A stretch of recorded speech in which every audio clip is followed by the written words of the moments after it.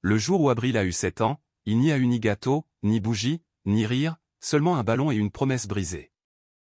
Ce jour-là, sa mère l'a pris par la main et lui dit qu'elles allaient à la place pour célébrer un petit peu. Abril sourit car elle ne savait pas que ce serait sa dernière promenade à ses côtés. Elle portait sa robe rose à fleurs, les sandales qui lui serraient déjà, et cette mèche blanche qui tombait sur son front comme une signature de son destin. Dans une main le ballon, dans l'autre la confiance absolue en la femme qui la guidait. Elles s'assirent sur un banc. Sa mère lui caressa les cheveux, lui donna un baiser sur le front et lui dit d'attendre 1 minute. Cette minute se transforma en une éternité. Les ombres commencèrent à couvrir la place. Les enfants qui jouaient rentrèrent chez eux. Abril resta là, les pieds ballants, regardant vers l'endroit où sa mère avait disparu. « Maman » murmura-t-elle en levant les yeux.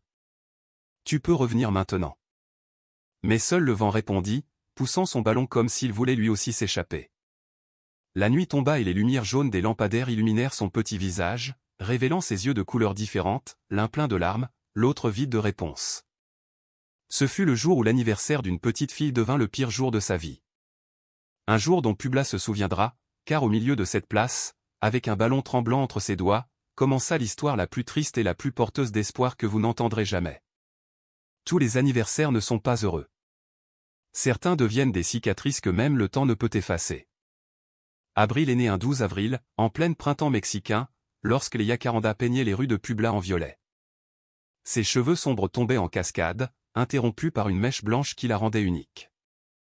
Ses yeux, l'un vert et l'autre couleur miel, semblaient garder 2 histoires différentes sur le même visage. Ce jour-là, qui aurait dû être spécial, commença comme n'importe quel autre. Elle se réveilla avec l'espoir que quelque chose de beau allait se passer, peut-être un petit gâteau ou une chanson fausse, mais chantée avec amour. Au lieu de cela, elle n'entendit que des pas pressés et des phrases courtes qu'elle ne comprenait pas. Sa mère lui dit qu'elles allaient faire une promenade et l'emmena à la place centrale. Entre l'agitation des vendeurs, l'odeur de maïs grillé et l'écho de rires étrangers, Abril reçut un ballon. Ce fut son unique cadeau. Ce qu'elle ne savait pas, c'est qu'en lâchant la main de sa mère un instant, elle ne la sentirait plus jamais. Le jour s'éteignait et avec lui, son enfance. Voici l'histoire de comment une petite fille abandonnée le jour de son anniversaire trouva, contre toute attente, une nouvelle raison de sourire.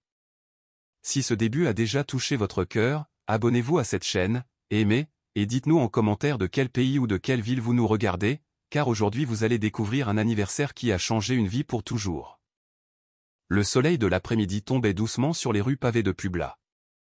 Abril marchait à côté de sa mère, sautant sur les joints des pierres, comme s'il s'agissait de petites flaques invisibles. Chaque saut portait en lui un espoir. Peut-être qu'un gâteau l'attendait à la maison, peut-être une bougie à souffler. Elle ne demandait pas grand-chose, juste un moment où quelqu'un lui dirait « Joyeux anniversaire » en la regardant dans les yeux. Sa mère ne parlait pas. Ses pas étaient longs, pressés, et ses doigts serraient la main d'Abril plus fort que d'habitude. La petite fille le remarqua, mais elle pensa que c'était peut-être parce qu'il y avait beaucoup de monde sur la place ce jour-là. L'air était rempli de la musique d'un joueur d'orgue de Barbarie et de l'arôme sucré des barbes à papa. À un stand près de la fontaine, un homme vendait des ballons de toutes les couleurs. Abril s'arrêta pour regarder un rose en forme de cœur. Sa mère, presque sans la regarder, paya le vendeur et lui tendit le ballon. Ce petit geste fut suffisant pour allumer une étincelle de joie en elle. C'était peut-être le début de la célébration.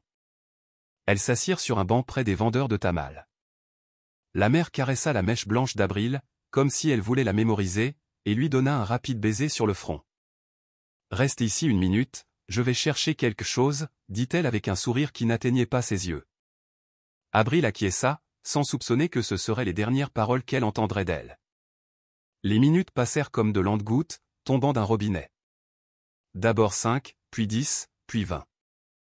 Le ballon commença à s'emmêler entre ses doigts moites. Abril tournait la tête, cherchant parmi la foule des visages connus qui n'étaient pas là. Le ciel commença à se teinter d'orange, les rires des enfants diminuèrent et les stands de nourriture commencèrent à ranger leurs casseroles. Abril, le dos droit et le ballon reposant sur ses genoux, attendait toujours, car à 7 ans, l'espoir est plus fort que la réalité. Quand la dernière lumière du jour se cacha derrière les toits, une sensation étrange s'empara d'elle. Ce n'était ni la faim ni le froid. C'était comme si l'air pesait plus lourd, comme si son cœur battait dans une pièce vide. La place qui, à leur arrivée, était pleine de voix, semblait maintenant un écho interminable. Alors, une rafale de vent voulut lui arracher le ballon des mains. Elle le tint fermement, comme si en le lâchant elle risquait de perdre plus qu'un morceau de latex. À ce moment, une voix rauque mais aimable l'interrompit. « Petite, tu es seule ?» demanda une femme âgée avec un panier de tamales au bras. Abril leva les yeux. La dame avait les cheveux relevés en un chignon bas et un tablier taché de pâte. Son expression était d'une inquiétude sincère, de celle qu'on ne feint pas. Mais Abril, confuse, ne répondit pas, elle serra juste son ballon dans ses bras comme si c'était la seule chose qui lui appartenait au monde. La dame s'approcha d'un pas, baissant le ton de sa voix. « Il n'est pas sûr que tu restes ici à cette heure. Viens, on va chercher ta maman. » Mais Abril ne bougea pas. Pour la première fois de l'après-midi, elle comprit que sa mère ne reviendrait pas. La vendeuse de tamales regarda autour d'elle comme si elle s'attendait à voir quelqu'un réclamer la petite. Mais la place était déjà presque vide. Il ne restait qu'un couple de vendeurs rangeant leurs affaires et un chien errant reniflant des sacs poubelles. Le silence d'Abril était inquiétant, comme si elle craignait que d'ouvrir la bouche ne fasse tout s'écrouler. Encore plus. « Viens, ma petite, tu ne peux pas rester ici seule, » dit la femme en tendant la main. Abril hésita quelques secondes avant de la prendre. Ses petits doigts s'agrippèrent à cette peau rugueuse, marquée par des années de travail, comme si elle contenait un peu de la sécurité qu'elle venait de perdre. Elles marchèrent ensemble vers un poste de police au bout de la place. La lumière blanche de l'intérieur contrastait avec la pénombre de la rue. Un agent à la moustache épaisse les reçut avec un regard fatigué. « Que s'est-il passé ?» demanda-t-il en ajustant son chapeau sur sa tête. La dame expliqua qu'elle avait trouvé la petite fille seule sur le banc, attendant sa mère depuis des heures. Le policier regarda Abril, puis le ballon qu'elle serrait toujours contre sa poitrine. « Tu te souviens de ton adresse? Du nom de quelqu'un de ta famille ?» demanda-t-il d'une voix grave, mais aimable. Abril secoua la tête, non pas parce qu'elle ne savait pas, mais parce qu'elle n'acceptait pas encore de devoir le dire. Dans son esprit, si elle répondait à ces questions, ce serait comme confirmer que sa mère ne reviendrait pas. Le silence pesa si lourd que le policier soupira et prit un carnet. « On va attendre ici un moment au cas où elle apparaîtrait, » dit-il. Il lui offrit un verre d'eau qu'Abril toucha à peine. La vendeuse de tamales resta à ses côtés, assise sur une chaise en plastique, regardant la porte comme si elle pouvait deviner une ombre familière. Une heure passa, puis une autre. La nuit devint plus froide et le vent s'infiltrait en sifflant par les fissures de la fenêtre. Abril commença à trembler, non seulement de froid, mais d'un mélange de peur et de détresse qu'elle n'avait jamais ressenti auparavant.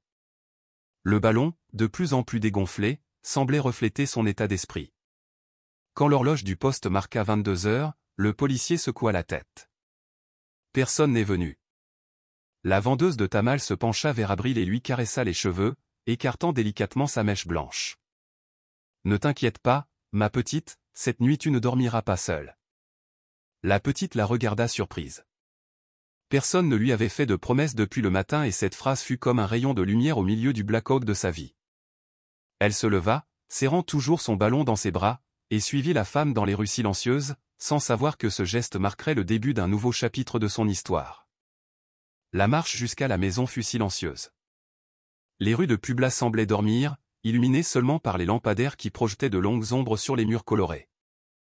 Abril regardait tout avec de grands yeux, mémorisant les coins et les portes, comme si elle avait besoin d'une carte pour revenir en arrière. Bien qu'elle sût qu'il n'y avait pas d'arrière vers lequel retourner. Elles arrivèrent à une petite maison de plain-pied avec une porte en bois usé et une fenêtre grillagée, pleine de pots de fleurs. De l'intérieur s'échappait une odeur tiède de pâte et de café qui fit grogner l'estomac d'Abril sans permission.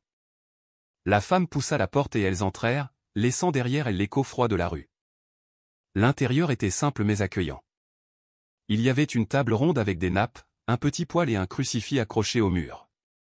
Dans un coin, un foyer éteint et un panier plein d'épis de maïs. « Assieds-toi, ma petite, » dit la femme en désignant une chaise. « Tu dois avoir faim. » Abril s'assit doucement, serrant toujours son ballon, comme si en le lâchant elle risquait de perdre plus que de l'air. La femme servit une assiette de tamales et la plaça devant elle. La vapeur montait comme un nuage parfumé, mais Abril hésita avant de goûter, comme si accepter de la nourriture était trahir l'espoir que sa mère revienne. « N'aie pas peur, » murmura la femme. « Je m'appelle Carmen. » Abril leva les yeux pour la première fois depuis qu'elles étaient parties de la place. Ses yeux, l'un vert et l'autre miel, brillaient sous la lumière jaune de la cuisine. « Abril » dit-elle à peine, comme si prononcer son propre nom lui rappelait qu'elle existait toujours. Carmen sourit doucement. Joli nom pour une petite fille spéciale. Elle ne posa pas d'autres questions, ne voulut pas la presser, elle lui servit juste un verre d'eau tiède et s'assit à ses côtés, mangeant aussi, comme pour lui tenir compagnie. Après le dîner, Carmen lui prépara un lit improvisé sur un canapé avec une couverture épaisse et un oreiller qui sentait le savon de lessive. Abril s'allongea, mais ne ferma pas les yeux. Elle écoutait le tic-tac d'une horloge murale et le son lointain d'un chien aboyant. Tout était nouveau, étrange et un peu sûr, même si elle ne voulait pas l'admettre. Avant d'éteindre la lumière, Carmen s'approcha et lui arrangea la couverture sur les épaules.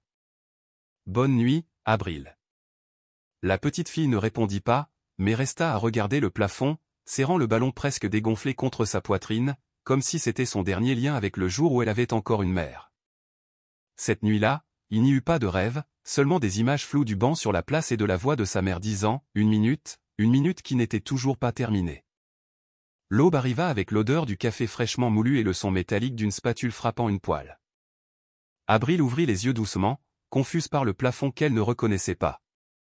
Un instant, elle pensa que tout ce qui s'était passé la veille n'était qu'un mauvais rêve, jusqu'à ce qu'elle voie le ballon, maintenant complètement dégonflé, à ses côtés sur le canapé. Elle s'assit, serrant ses genoux, et écoutant Carmen fredonner une chanson douce dans la cuisine. Ce murmure avait quelque chose d'une berceuse, mais Abril ne bougea pas. Elle était habituée à attendre des instructions, pas à ce que quelqu'un lui donne la liberté de décider quoi faire. Carmen apparut dans l'encadrement de la porte avec un tablier propre et une tasse fumante à la main. « Bonjour, ma petite. Tu as bien dormi ?» demanda-t-elle avec un léger sourire. Abril haussa les épaules.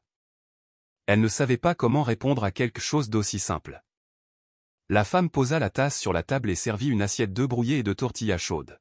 « Mange un peu, tu as besoin de force. » Abril obéit en silence, surprise que personne ne lui demande rien en échange de la nourriture. Dans sa courte vie, elle avait appris que tout avait un prix. Après le petit déjeuner, Carmen prit son rebozo et le jeta sur ses épaules. « Je vais au marché acheter ce qui manque pour les tamales d'aujourd'hui. Tu veux venir ?» Abril hésita. Sortir signifiait revoir la place et elle n'était pas sûre d'être prête pour cela. Mais Carmen n'insista pas.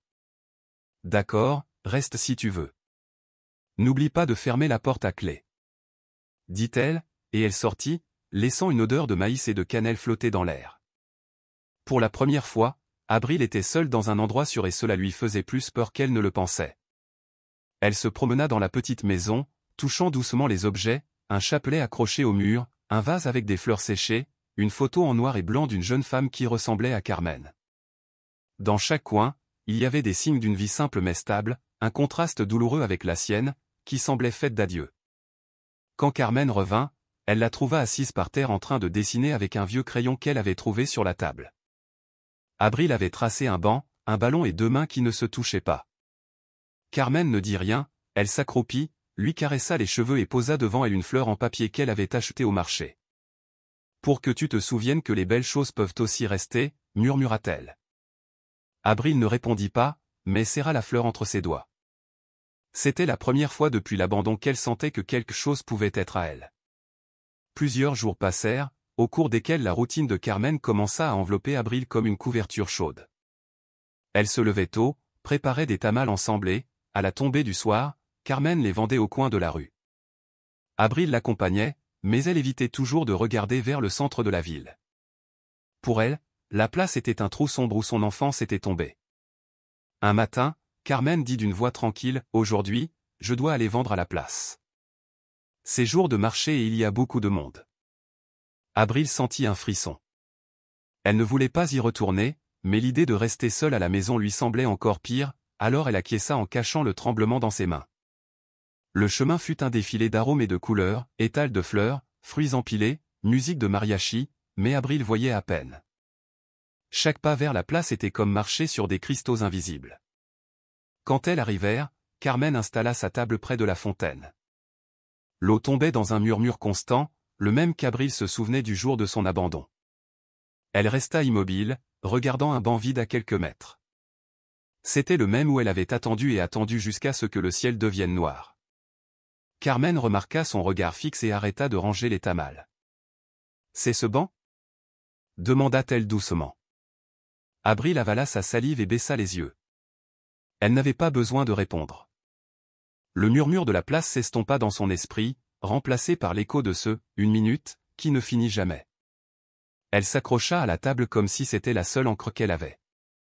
Carmen s'approcha, posant une main ferme sur son épaule. « Abril, ici tu es en sécurité, » murmura-t-elle. « Tu n'es plus la même petite fille qui est restée seule. » La phrase se glissa dans sa poitrine comme un rayon de soleil timide. C'était vrai. Maintenant, il y avait quelqu'un qui restait. Le reste de la journée, Abril resta auprès de Carmen, apprenant à encaisser, à sourire aux clients, même à rendre la monnaie. Mais de temps en temps, ses yeux revenaient vers ce banc, non plus avec des larmes, mais avec la certitude qu'elle n'y attendrait plus jamais seule. Le soleil était déjà bas quand la place commença à se vider. Carmen rangeait les dernières feuilles de tamal dans un sac tandis qu'Abril empilait les petites chaises. Soudain, parmi les gens qui traversaient la fontaine, une silhouette attira l'attention de la petite fille. Une femme grande enveloppée dans un rebozo rouge qui marchait lentement, regardant partout. Abril sentit un battement fort dans sa poitrine. Elle ne savait pas pourquoi, mais cette femme lui semblait étrangement familière. Ses mains étaient longues, aux doigts fins, et sur son visage, il y avait quelque chose qui lui rappela les quelques photos qu'elle avait gardées en mémoire. La femme s'arrêta devant le stand et regarda Carmen. « Bonsoir. Vous êtes la dame qui vend des tamals ici tous les jeudis » demanda-t-elle d'une voix grave. Carmen acquiesça, intriguée. « Oui, je vous en offre un. »« En fait, je cherche une petite fille, » dit la femme en baissant la voix. Elle a les cheveux longs, une mèche blanchée. Elle fit une pause comme si ce détail lui faisait mal. Des yeux de couleurs différentes. Carmen sentit Abril se raidir à ses côtés. Elle lui prit la main avec force et la plaça derrière elle comme un bouclier. « Et pourquoi la cherchez-vous » demanda-t-elle d'un ton ferme. La femme respira profondément. « Je ne suis pas sa mère, mais je l'ai connue. Nous habitions le même quartier. Elle avait des problèmes. On la voyait parler seule, disparaître des jours entiers et puis un jour, elle n'est juste pas revenue. La dernière chose que j'ai entendue, c'est que quelqu'un l'avait vue dans une autre ville, mais je ne sais pas si c'était vrai. » Abril ne pouvait pas détacher son regard de cette femme. Son esprit était un tourbillon. Et si elle savait quelque chose de sa mère? Et si tout avait été une erreur? Mais en même temps, une peur froide lui montait le long du dos. Elle ne voulait pas revivre un autre abandon. Carmen remercia pour l'information et dit qu'elles en parleraient à un autre moment. La femme au rebozo rouge acquiesça et s'éloigna parmi la foule, se perdant dans les rues pavées. Abril la suivit du regard jusqu'à ce qu'elle disparaisse. Cette nuit-là, de retour à la maison, la petite fille ne put dormir. Elle restait à regarder le plafond, se souvenant de la voix de la femme et se demandant si cette piste était le début de retrouvailles ou d'un autre adieu. Le lendemain, Carmen ne mentionna rien de la femme au rebozo rouge. Elle prépara le petit déjeuner comme d'habitude, servit des tamals et du café et parla de choses quotidiennes comme si rien ne s'était passé. Mais Abril savait que quelque chose rôdait dans son esprit. Elle pouvait le voir à la façon dont Carmen restait à regarder la rue par la fenêtre, comme si elle attendait quelqu'un. Après le déjeuner, Carmen prit son rebozo et dit « Je sors un instant. » « Je ne tarde pas. » Abril voulut demander où elle allait, mais quelque chose dans son ton lui indiqua que ce n'était pas le moment. Elle la vit fermer la porte et entendit l'écho de ses pas s'éloignant. Carmen se dirigea directement vers la place, bien que ce ne fût pas jour de marché. Elle demanda à quelques vendeurs s'ils connaissaient la femme au rebozo rouge. L'un dit l'avoir vue acheter des fleurs près de l'église. L'autre mentionna qu'elle vivait dans une rue étroite derrière la gare routière. Guidée par ces indices, Carmen arriva à une petite maison à la peinture écaillée et au portail rouillé. Elle frappa doucement. La femme au rebozo rouge apparut surprise et l'invita à entrer. À l'intérieur, l'air sentait l'encens et le pain frais. Sur le mur, il y avait une photo encadrée, une jeune femme avec une petite fille dans les bras. Les cheveux de la petite fille étaient sombres, avec une mèche blanche qui ressortait comme une lumière dans la nuit. Carmen n'eut pas besoin de demander qui c'était. « Elle s'appelle Abril, n'est-ce pas ?» dit la femme en baissant les yeux. « Oui, » répondit Carmen avec prudence. « Elle est avec moi depuis ce jour sur la place. » La femme soupira et un instant, elle sembla sur le point de pleurer. « Je ne suis pas sa mère, mais je l'ai connue. Nous vivions dans le même quartier. Elle avait des problèmes. On la voyait parler seule, disparaître des jours entiers et puis un jour, elle n'est juste pas revenue. La dernière chose que j'ai entendue, c'est que quelqu'un l'avait vue dans une autre ville, mais je ne sais pas si c'était vrai. » Carmen sortit de là avec plus de questions que de réponses. Elle savait qu'elle devait protéger Abril, mais elle sentait aussi que la petite fille méritait de savoir la vérité. En rentrant chez elle, elle pensa à la façon de lui dire que sa mère ne l'avait peut-être pas quittée par manque d'amour, mais à cause d'une vie qui lui échappait des mains. Cet après-midi-là, quand Carmen rentra chez elle, elle trouva Abril assise sur le canapé, en train de dessiner. Sur le papier, elle avait tracé le contour d'une femme et d'une petite fille se tenant la main. La petite fille du dessin avait une mèche blanche dans les cheveux. Carmen laissa le rebozo sur la table et s'assit devant elle. Un instant, elle ne dit rien, elle regarda juste ces traits simples qui semblaient porter tout le poids d'un cœur. « Abril, » commença-t-elle d'une voix douce. « Aujourd'hui, j'ai parlé avec la femme que nous avons vue sur la place. » La petite fille leva la tête, ses yeux hétérochromes cherchant des réponses. « Qui était-ce » demanda-t-elle d'une voix à peine audible. Carmen respira profondément. « Elle n'est pas ta maman, mais elle l'a connue. Elle vivait près l'une de l'autre et elle m'a dit que ta mère n'allait pas bien, qu'elle disparaissait parfois, qu'elle parlait seule et qu'un jour elle n'est plus revenue. » Abril fronça les sourcils. « Elle n'allait pas bien » répéta-t-elle comme si ces mots étaient des pierres qu'elle ne pouvait avaler. « Je ne sais pas tout, ma petite, » admit Carmen. « Mais il semble qu'elle ne t'a pas quitté parce qu'elle ne t'aimait pas, mais parce que la vie lui pesait trop lourd. » La petite fille serra le crayon jusqu'à ce que la mine se casse. Ses lèvres tremblaient, mais elle ne pleura pas. « Si elle m'aimait, elle serait revenue, » murmura-t-elle en fixant son regard sur le sol. Carmen sentit un nœud dans la gorge. Elle se pencha et lui prit les mains. Parfois, l'amour ne suffit pas à lutter contre certaines batailles. Cela ne signifie pas que tu n'étais pas importante pour elle. Mais Abril se leva d'un bond, laissant le dessin sur la table. « Je ne veux pas en parler, » dit-elle et s'enferma dans la chambre.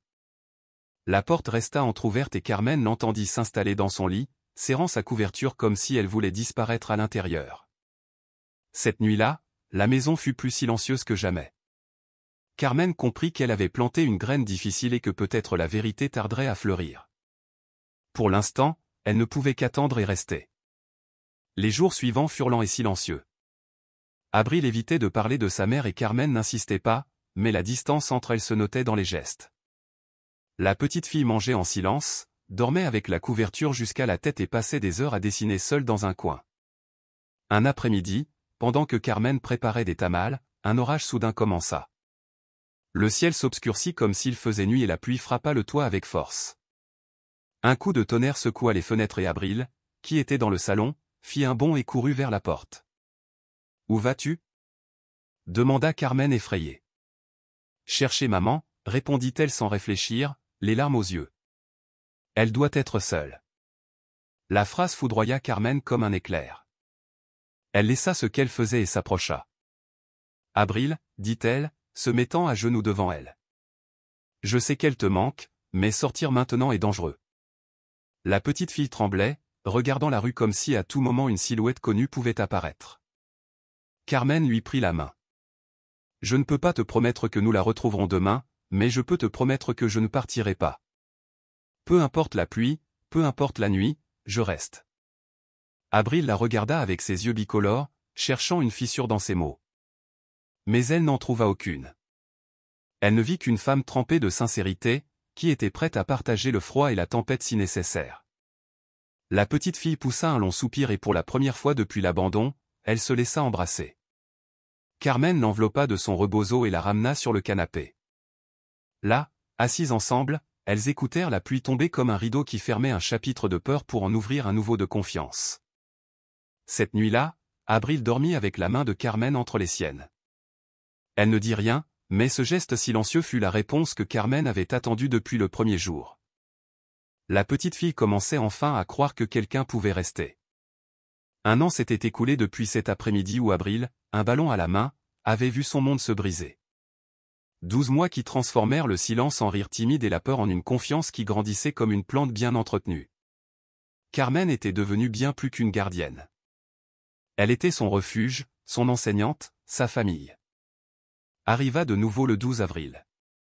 Le matin se leva avec un soleil doux, et sur la table de la cuisine, il y avait une nappe neuve, des fleurs fraîches et une petite boîte enveloppée de papier coloré. Abril, en la voyant, resta immobile comme si elle ne savait pas si elle pouvait s'approcher.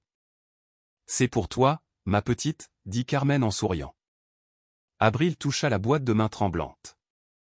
À l'intérieur, il y avait une robe blanche brodée de fleurs et une tresse de ruban pour ses cheveux. « Je veux que tu la portes aujourd'hui. »« Allons à la place, » annonça Carmen. Le mot « place » résonnait encore dans sa poitrine, mais cette fois, il ne sonnait pas comme un abandon, mais comme quelque chose de nouveau. Quand elles arrivèrent, Abril vit une table décorée de ballons, un petit gâteau et quelques voisins que Carmen avait invités. Tout était simple, mais cela avait quelque chose que son anniversaire précédent n'avait pas, des personnes qui voulaient rester. Carmen alluma une bougie et la plaça sur le gâteau. « Fais un vœu, Abril. » La petite fille ferma les yeux. Elle ne demanda pas de retrouver sa mère, elle ne demanda pas de revenir dans le passé. Elle demanda quelque chose de plus puissant, que ce moment, ce sentiment d'appartenance, ne disparaisse jamais, car elle comprit que le bonheur n'est pas toujours dans ce que nous avons perdu, mais dans ce que nous avons et que nous décidons de chérir. Elle souffla la bougie et tout le monde applaudit. Un instant, son hétérochromie brilla sous la lumière du crépuscule. Un œil reflétait le présent chaleureux, l'autre gardait les ombres du passé, mais tous deux, pour la première fois, regardaient vers l'avant. À la tombée de la nuit, alors qu'elle rangeait les affaires, Abril serra Carmen dans ses bras avec force. « Merci d'être restée, » murmura-t-elle. Carmen lui rendit l'étreinte, fermant les yeux comme celle qui reçoit aussi un cadeau. Ce jour-là, Abril comprit que tous les anniversaires ne sont pas heureux, mais que certains, avec le temps, peuvent le redevenir, et que parfois la famille n'est pas celle qui te donne la vie, mais celle qui décide de la partager avec toi. L'histoire que nous venons de vivre n'est pas seulement celle d'une petite fille abandonnée le jour de son anniversaire. C'est l'histoire de ce que signifie tout perdre et d'une certaine manière, gagner quelque chose que l'on n'aurait jamais imaginé. C'est l'histoire de la façon dont la douleur la plus profonde peut devenir la porte vers un amour véritable, un amour qui ne promet pas pour ensuite disparaître, mais qui demeure. Abril est arrivée sur la place d'Armes croyant qu'elle allait célébrer. Elle croyait que cette promenade avec sa mère serait le début d'une journée pleine de rire, même petit. Mais le destin avait d'autres plans et ce banc de bois au milieu de la place est devenu l'endroit où son enfance a changé pour toujours. En quelques minutes, la petite fille qui tenait un ballon rose avec illusion devint une petite fille qui le tenait comme unique témoin de sa solitude.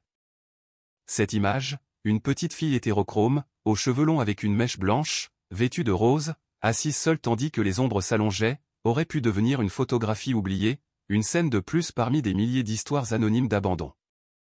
Mais alors apparut Carmen, une femme simple, vendeuse de tamales, qui ne regarda pas ailleurs quand elle vit une petite fille seule. Et c'est là que cette histoire commence à nous apprendre quelque chose. Parfois, la famille n'est pas faite de sang, mais d'actes.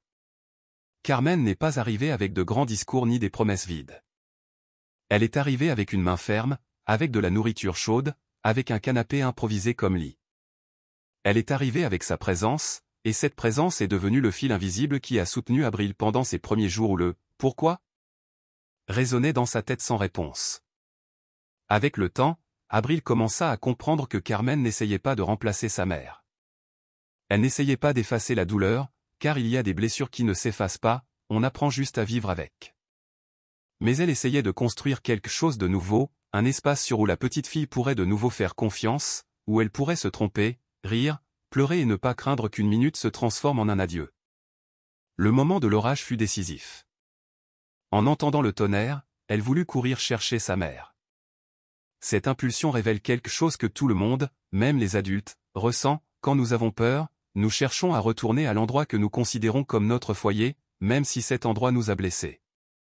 Mais Carmen ne la laissa pas partir, non pas parce qu'elle voulait la retenir de force, mais parce qu'elle savait que parfois la seule façon de guérir est d'apprendre qu'il y a de nouvelles mains qui peuvent te soutenir.